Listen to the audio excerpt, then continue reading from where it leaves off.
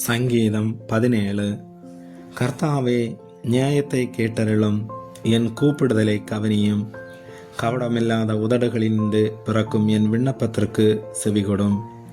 உம்முடைய சந்ததியிலிருந்து என் நியாயம் வெளிப்படுவதாக. உம்முடைய கண்கள் நியாயமானவைகளை நோக்குவதாக.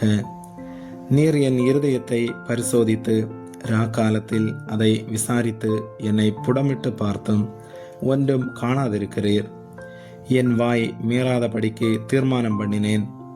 மனுஷரின் செய்கைகளை குறித்து நான் உம்முடைய உதடுகளின் வாக்கினாலே துஷ்டனுடைய பாதைகளுக்கு விலக்கமாய் என்னை காத்து கொள்ளுகிறேன். என் காலடிகள் வலுவாதபடிக்கு என் நடைகளை உமது வழிகளில் ஸ்திரப்படுத்தும். தேவனே, நான் உம்மை நோக்கி கெஞ்சுகிறேன், எனக்கு செவி கொடுக்கிறீர். என்னிடத்தில் உம்முடைய செவியை சாய்த்து என் வார்த்தையை கேட்டருளும். உம்மை நம்புகிறவர்களை அவர்களுக்கு விரோதமாய் எழும்புகிறவர்களின்று உமது வலது கரத்தினால் தப்புவித்து இரட்சிக்கிறவரே, உம்முடைய அதிசயமான கிருபையை விளங்க பண்ணும். கண்மணியைப் போல என்னை காத்தருளும்.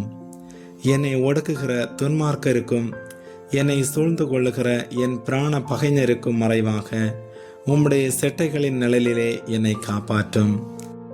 அவர்கள் நினந்துண்ணி இருக்கிறார்கள், தங்கள் வாயினால் வீம்பு பேசுகிறார்கள். நாங்கள் செல்லும் பாதைகளில் இப்பொழுது எங்களை வளைந்து கொண்டார்கள். எங்களை தரையிலே தள்ளும்படி அவர்கள் கண்கள் எங்களை நோக்கி கொண்டிருக்கிறது. பீறுகிறதற்கு ஆவலுள்ள சிங்கத்துக்கும் மறைவிடங்களில் பதிவிருக்கிற பால சிங்கத்துக்கும் ஒப்பாயிருக்கிறார்கள். கர்த்தாவே, நீர் எழுந்திருந்து அவனுக்கு எதிரிட்டு அவனை மடங்கடியும். கர்த்தாவே, என் ஆத்துமாவை துன்மார்க்கனுடைய கைக்கு உம்முடைய பட்டயத்தினால் தப்புவியும். மனுஷருடைய கைக்கும் இம்மையில் தங்கள் பங்கை பெற்றிருக்கிற உலக மக்களின் கைக்கும் உம்முடைய கரத்தினால் என்னை தப்புவியும். அவர்கள் வயிற்றை உமது திரவியத்தினால் நிரப்புகிறீர்.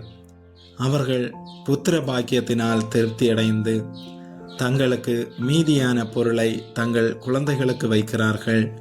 நானோ நீதியில் உம்முடைய முகத்தை தரிசிப்பேன். நான் விழிக்கும்போது உமது சாயலால் திருப்தியாவேன். ஆமேன்.